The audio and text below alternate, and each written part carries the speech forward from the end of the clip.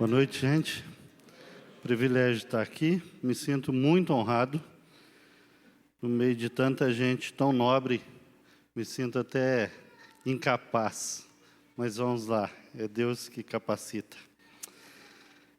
Gênesis capítulo 12, o versículo 10 diz: havia fome naquela terra, desceu, pois, Abraão ao Egito, para ir ficar, porquanto era grande a fome na terra.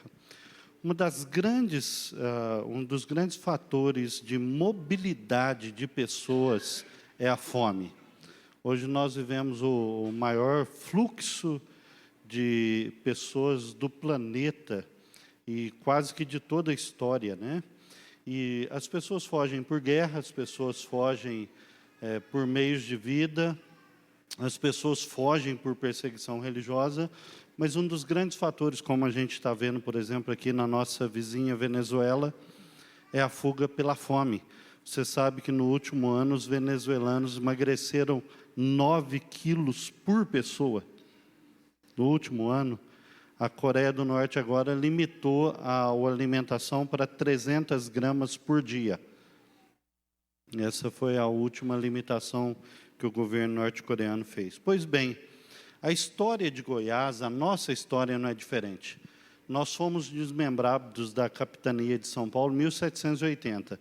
Mas retornando um século, cerca de 1680, o governo português queria que a colônia fosse dominada. E ele, então, começou a trabalhar com os bandeirantes. E os bandeirantes começaram a ir para as regiões mais afastadas, inóspitas, para os sertões, por pelo menos 3 motivos: a busca do minério, a captura de escravos, o enriquecimento, naturalmente, e a expansão territorial, o medo de invasões de outras terras. E nesse movimento veio para cá o que vocês conhecem bem, o Bartolomeu de Gusmão, não é? E ele chega aqui, então, com fome de poder. E aí, chegando aqui, ele percebe os indígenas com muito adereços de ouro. Diz que os escravos chegavam a passar ouro nos cabelos, de tanto ouro que tinha.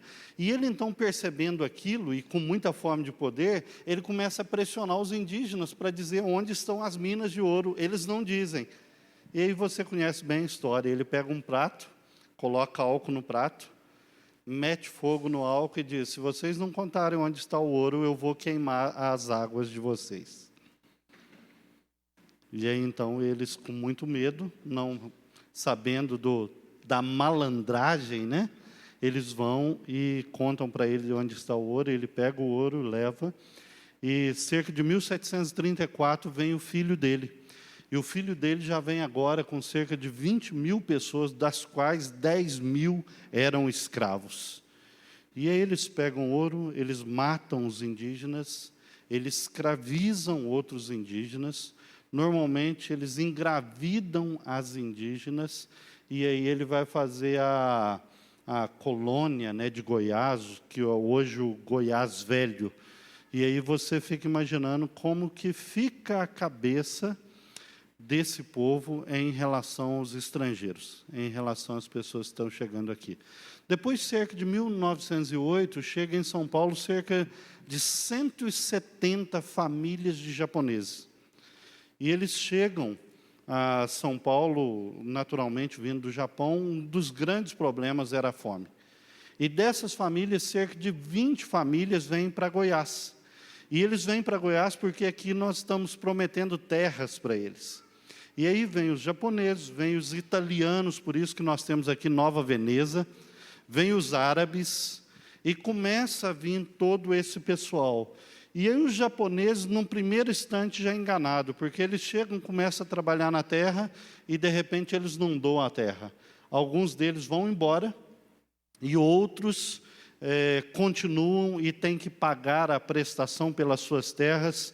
E aí você tem que lembrar que até Anápolis nasce em 1907, você não tem Goiânia, Abadiânia, você não tem pelo menos 7 ou 8 cidades aqui ao redor. Até 1920, Anápolis tem 3 vezes o território que tem hoje, porque foi desmembrando as cidades ao redor, e Anápolis passa a ser a maior produtora de café de Goiás. E começa a chegar os migrantes para trabalhar, e nesse tempo chega também o Dr. James Funston.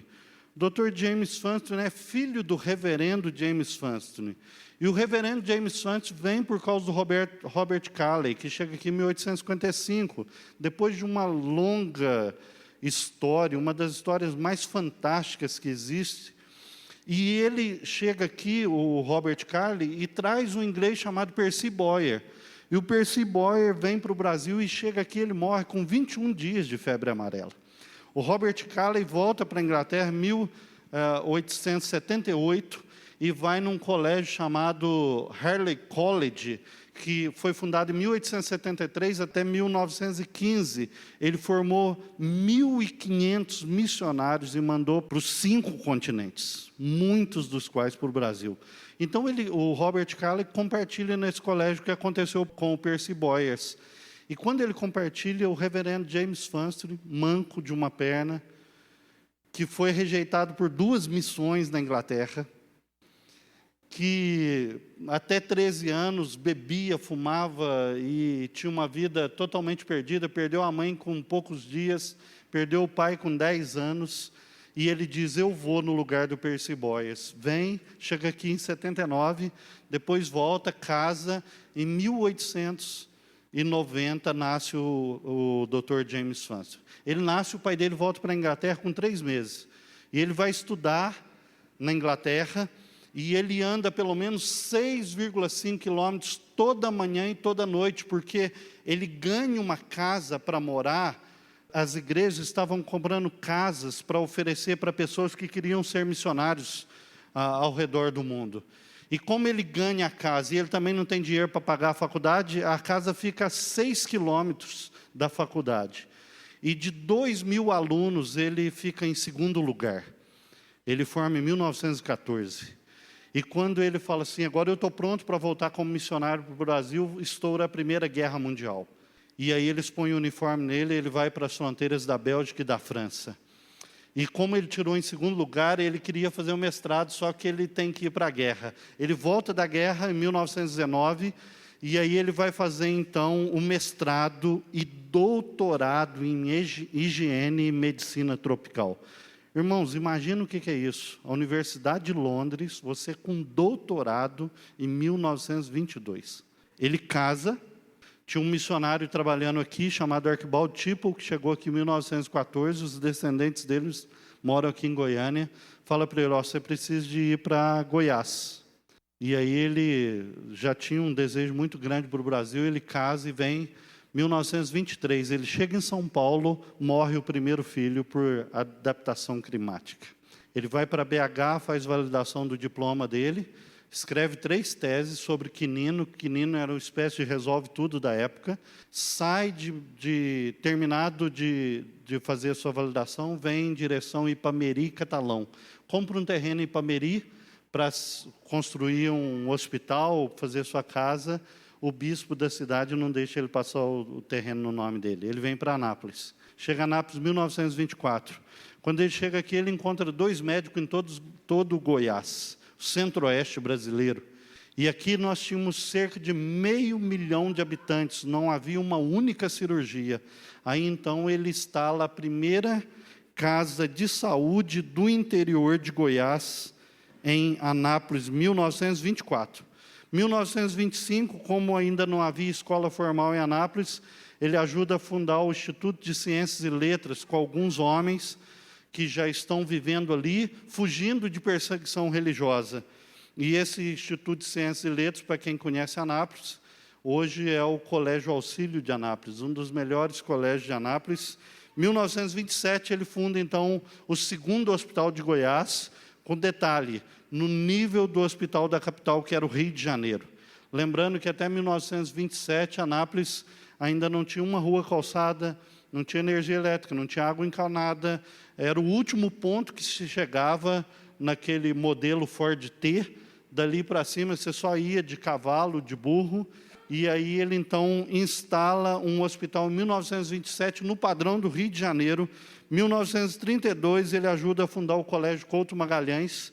1933 o hospital está lotado de gente, o pessoal vindo até da Bahia, andando num raio de 1.200 quilômetros para chegar até em Anápolis, para ser atendido.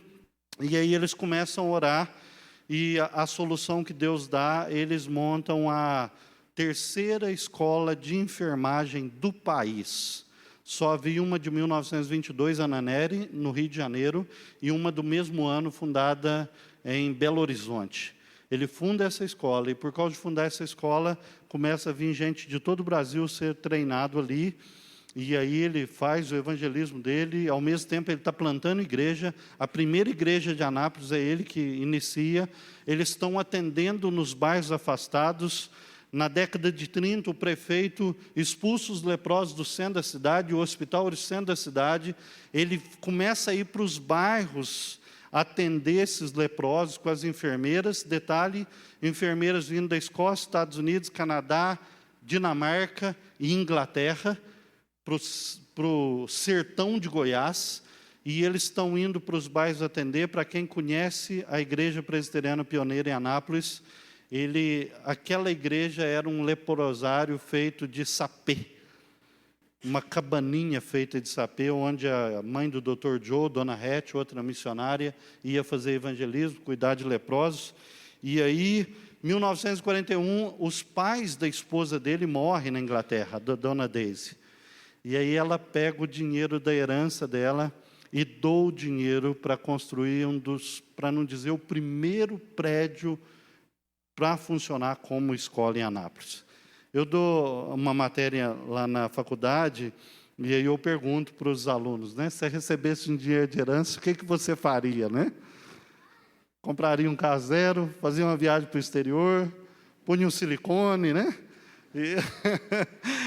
E aí você olha, esse pessoal tem ideal, é uma coisa impressionante, né? Como que eles têm fome de dar significado.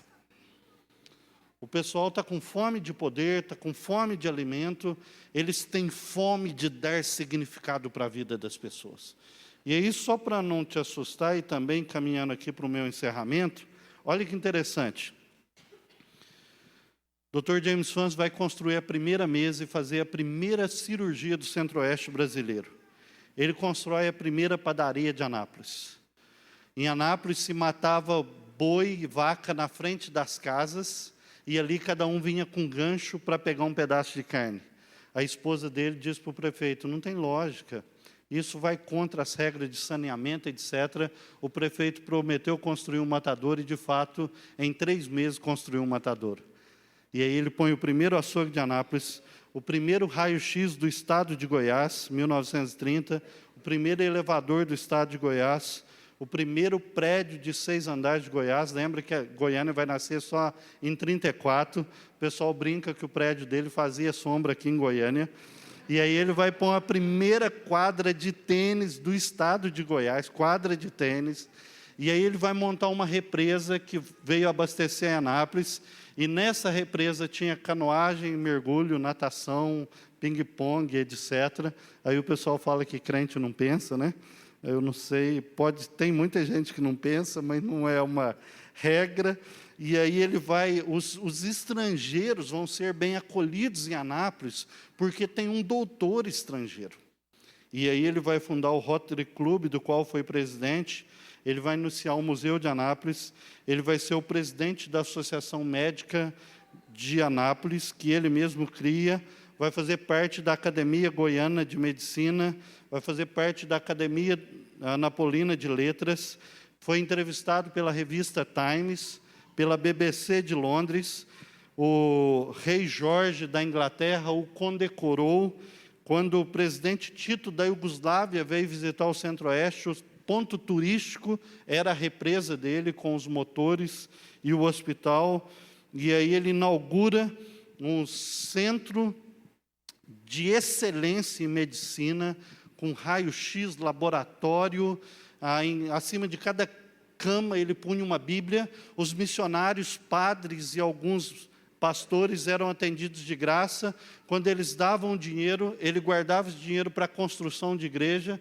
Quando o pessoal, a equipe do hospital não estava ampliando os prédios, estava construindo igreja, missões, e por causa disso, Asa e Socorro, Novas Tribos e todas as missões vêm para Anápolis, porque havia um hospital ali, e aí ele tem uma influência tremenda na região. O primeiro raio-x instalado em Goiânia veio de um médico que ficou com ele mais de 8 anos, e diz, tudo que eu aprendi com o senhor. Newton Widerecker vem para Goiânia. Quando Bernardo e Sayão vão construir a CANG, Colônia Agrícola Goiânia, que veio a ser a Ceres, pediu para ele fazer o prognóstico da saúde. Ele fez o prognóstico e mandou os primeiros médicos missionários para Ceres. E eu vi uma entrevista um tempo atrás que Ceres é uma das melhores qualidades de vida do Brasil na área de saúde, e os médicos foram enviados por ele para lá. O Dr. Gordon chegou dos Estados Unidos, ficou alguns anos com ele, e dali foi para Rio Verde, e o Hospital Evangélico de Rio Verde já tem mais de 80 anos de atuação na região, e implantaram a 3ª escola de enfermagem de Goiás. E aí ele ajudou ainda na construção de Brasília. Os um pouco mais experientes aqui conhecem Alex Dias Ribeiro. O pai do Alex Dias era um médico chamado Isaac Barreto, que trabalhou um tempo com ele, fundou também uma das primeiras clínicas em Brasília.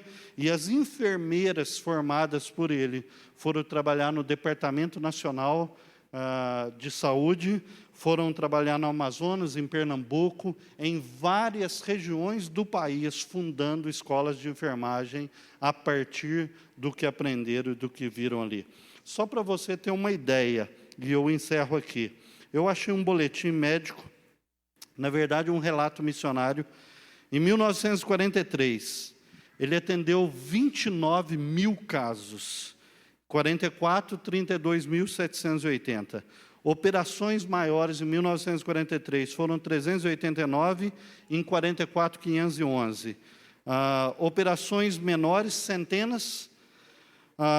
Pacientes internados, 844, em 43, em 44, 1.067. E casos de maternidade, 209 em 1943, em 1944, 222. Eu fiz uma conta a mais baixa possível pela ocasião dos 90 anos do Hospital Evangélico em 2017. E o meu filho, inclusive, nasceu lá, e eu saí de lá com lágrimas nos olhos, pensando que eu estava colhendo frutos de um homem que, em 1923, deixou seu país, sendo auxiliar do Lord Johnson, o homem que fez o plano de saúde do Reino Unido. Ele era professor da Universidade de Londres. O sogro dele quase que bateu nele quando ele falou que vinha para Goiás, e ofereceu uma proposta 5 vezes maior de salário. E aí, nas minhas contas, nesses 90 anos, por causa do Dr. James Francis, pelo menos 3 milhões de pessoas foram tocadas através daquele hospital, por causa da vida desse homem que tinha fome de dar significado para a vida das pessoas. A minha oração é só essa: Deus tenha misericórdia de nós. Tenha misericórdia de nós. Amém.